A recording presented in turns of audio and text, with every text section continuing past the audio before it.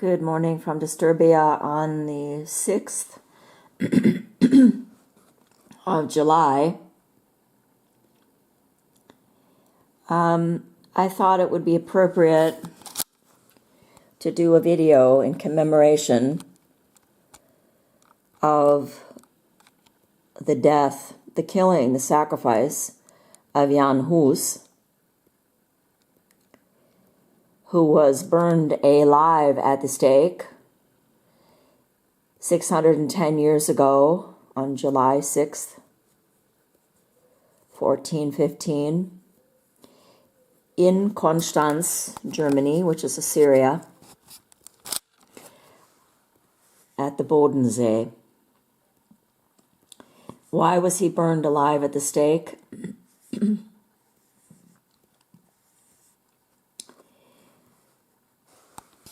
Here it says, Hus denounced the moral failings of clergy, bishops, and even the papacy from his pulpit. I'm reading from Wikipedia, by the way.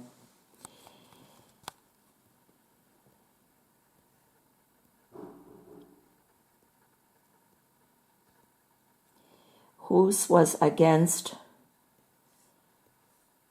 the wicked Catholic Church for keeping the truth from the people. That is why he would preach to the common people of Prague, and I'm sure surrounding areas, in the Bethlehem Church, chapel, I guess it was called, in their own language, which the Catholic Church forbade him. And if you want to read more about him, you can. I don't want to go into too much detail.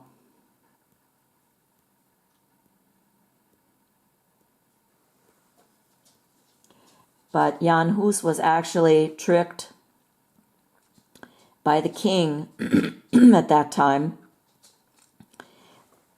into going down to the Bodensee, to Konstanz. The king promised him that he could go unabated, and he could just go down there and there would be a trial, and Jan Hus thought that he could present his ideas, and he thought that the trial would be a fair trial and that he would be convicted based on the scriptures, and he was not. It's very similar to the sacrifice of Jesus Christ, really, if you think about it.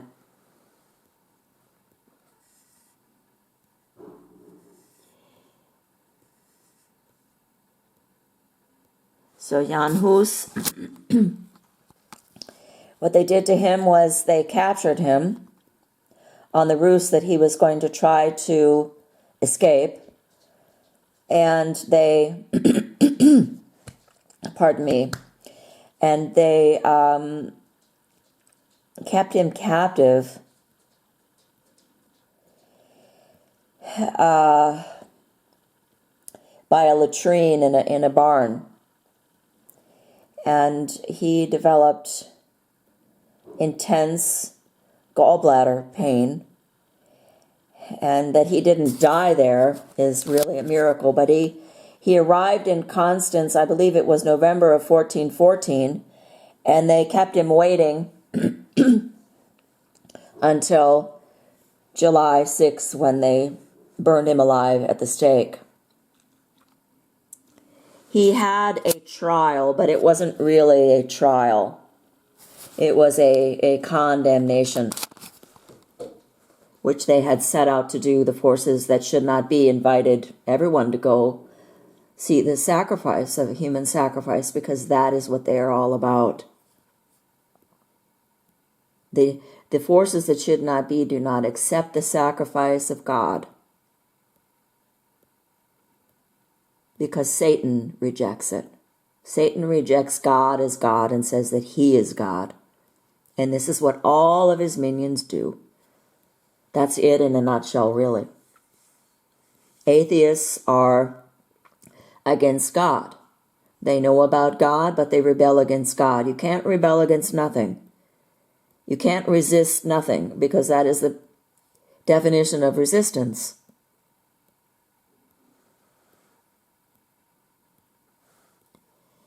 And these wicked sacrifice to their God, who is Satan.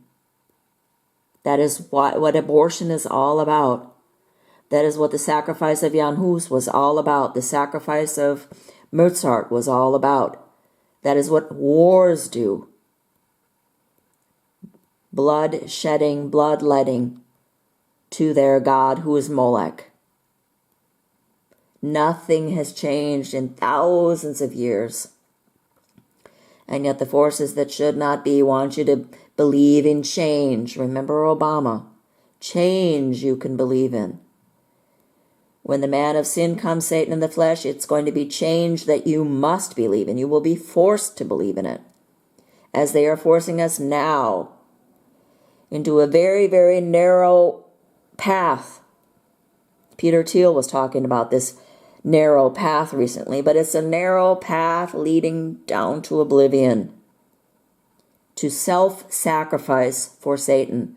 That is what the mark of the beast is. You sacrifice yourself for Satan, and he's going to make you believe that you're going to be a god because of it. People don't want to believe this. People don't think about this. People don't know about this because we've been robbed. Education robs us. Church robs us. Media robs us of the truth. Jesus said, only the truth will make you free. Only. They may kill your body, but you are free in your mind, just like Jan Hus was. Jan Hus, really, he just thinking about what mankind does to each other. Picking apart babies in a mother's womb, calling it good, calling it a woman's right to have the fruit of her tree picked apart in the womb and flushed out in a rush of blood. This is the reality, folks. It's not positive. It's not negative either. It is the truth. So it says here, trial on June the 5th, 1415, Hus was tried for the first time and then was transferred to a Franciscan monastery where he spent the last weeks of his life. Extracts from his works were read and witnesses were heard. He refused all the formulae of submission but declared himself willing to recant it if his errors should be proven to him from the Bible. You see, I'm going to shut this now so I can read it better. The forces that should not be do not even want you to know what's in the Bible, let alone prove that you're wrong from the Bible. They want you believing what they teach about the Bible, which is lies. Rapture, millennial reign. I understand that these ideas are in the Bible, but they do not fit. And this is what the Christian is called to do. And not even Christian. All of us are. We're beholden to God and not the other way around. We are called to seek the truth. He made us in his image, and we're very capable of finding out the truth if we want to. But it does take time. It does take effort. This idea, pray the prayer and you're good to go. One and done. It's false. When I was around, I think around 47 years old, a lot of things happened to me. And God led me to reading the Bible. It was the first time that I had ever started reading the Bible and finished it all the way through, the so-called Old Testament. I had looked at the New Testament many times, but I didn't understand it because it's like a code that you have to crack. You cannot crack the New Testament code without reading the Old. The problem is that we have teachers who, unlike Jan Hus, are feeding themselves and not feeding their flock. They're deliberately lying to you, taking your money, taking your soul, concealing from you your identity, whatever that might be.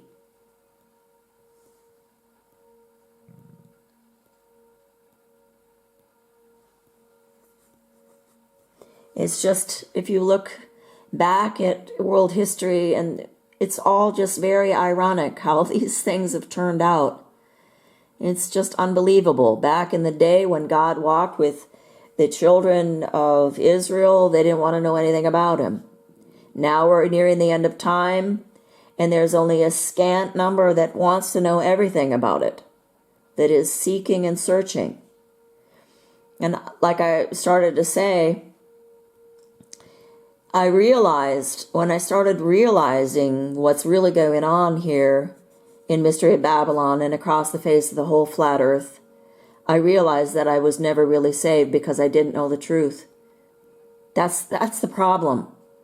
You can't really be saved unless you know what's going on, what the truth is. And the only way you can know the truth is if you actually read the Bible. And then at some point you'll realize there are things in here that are not right. For example, circumcision. For example, all the death, the killing of the animals. And more examples than that. And Paul of Tarsus, or Saul, or whatever his name was. All of these things you have to excise in order to get to the truth. It does take work. That's why you have to really work out your salvation. And that's really what Jan Hus did. And look what the result was. The result was that they put him on trial, because we're living in a dimension of not only cruelty, but great confusion. People are so confused.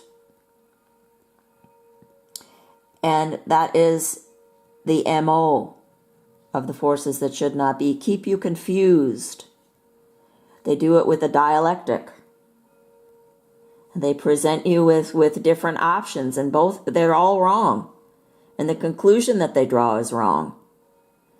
But it's very difficult, like left wing, right wing. Well, they're both the same, and they want to create something so-called new out of this false dialectic that people will accept, which is tyranny. 9/11, oh, well, we have to be safe, so we have to put you through the mill if you want to get on an airplane. You're going to be x-rayed, you're going to be patted down. It's for your safety. It's for your security. And on it goes. I mean, this you can try to figure out when did this tyranny start, and it's been going on since the Garden of Eden, and it's never stopped. Then God brought the flood that wiped everybody out except for 8 people. And the whole misery began again. It just shows you that, there's only a handful of people that want to know the truth. And I am one of them, yes, but whether I will endure and overcome Babylon like Jan Hus did to the end, where they burnt him alive, where he was totally humiliated. This is what Satan does. He will humiliate. He humiliates you. He makes you look ridiculous. He makes you feel stupid. He has a way of being able to twist issues to make you look like your ideas are ludicrous. Just go on Quora, for example, and take a look at the questions that they ask about. You'll see how insane they are. And yet sometimes it's very, very difficult to find an answer, because you're dealing with the father of lies who knows every language perfectly. God created all languages, but Satan knows them all perfectly too. You see, there's a real God and there's a counterfeit. Recently, somebody was telling me that Christianity is false. It was created by Constantine. All well and good. That may very well be. But nevertheless, I have a Bible in front of me that when I read it, I see that it's true, because I see it reflecting what's going on in reality. Sure, a lot of things in there are wrong, just like I just mentioned. But it's up to me to figure that out and discard what I don't need and heed what is true. So, anyhow, this Jan Hus, he was put on trial and he was humiliated. They mocked him, they took all his clothes off, and they roped him up to a stake. There were armed guards there. There were quite a few spectators. They told him that he could save his soul if he would recant his beliefs, which is tantamount to the mark of the beast. So really, in a way, when preterists say, this mark of the beast has already taken place, yes, it has, and it never will end until the very end. History has a way of repeating itself, just like Solomon said. The thing which hath been is a thing that shall be. There's nothing new under the sun. Goes back and forth and back until God says, enough. I've sifted out my seed that's been refined, and the rest is going to face everlasting darkness, and there will be gnashing of teeth. It says here, Jan Hus was tried for the first time on June 5th, 1415. Then he was transferred to a Franciscan monastery. He was chained to a wall, and it was just really, what they did to him was just over the top. But they did the same thing to Christ before. Jesus said, the servant is not greater than his master. This is all very bleak. It's a very bleak outlook. But Jesus said, if you love your life in this world, you will lose it. Store up your riches in heaven, where there are no moths to eat them up, and there is no rust to dissolve it. He refused all the formulae of submission, but declared himself willing to recant if his errors should be proven to him from the Bible. I often think about Jan Hus, and not only Jan Hus, but I have to say, he had a man who was helping him, who stuck by him through thick and thin, and his name was Jan Jesenice. And this Jan Jesenice it's a fascinating story, if you can find it. I've got a book in German. It won't help probably too many English speakers unless you speak German. I can add it in the comments below. It's a fascinating book. It's been translated out of the Czech language, but it's it's a quick read because you just get so engrossed. You cannot believe your eyes what you're reading, what happened to these men. The betrayal, the bloodlust and thirst, and the just cruelty that mankind does to each other, and then has the gall to say, well, why didn't God save him? It's up to us to stop this wickedness, but we're not going to do it because we don't want to see what's going on. It's on us, not on God. Mankind says, oh, we want freedom from God. We want liberty. Let freedom ring. That's what it's all about, you see. It's not what you think, this liberty and freedom and liberalism. It's complete lawlessness and godlessness, and that's the road we're on. Before his execution, Hus is said to have declared, you may kill a weak goose. Hus is Czech for goose, but more powerful birds, eagles, and falcons will come after me. At the place of execution, Hus knelt down, spread his hands, and prayed aloud. The executioner undressed Hus and tied his hands behind his back with ropes. His neck was bound with a chain to a stake, around which wood and straw had been piled up so that it covered him up to the neck. At the last moment, the imperial marshal from Pappenheim, in the presence of the Count Palatine, asked Hus to recant to save his own life, What did Jesus say? If you try to save your life, you will lose it. Hus declined, saying, God is my witness that the things charged against me I never preached. In the same truth of the gospel, which I have written, taught, and preached, drawing upon the sayings and positions of the holy doctors, I am ready to die today. And that was on July 6th, 1415, 610 years ago today.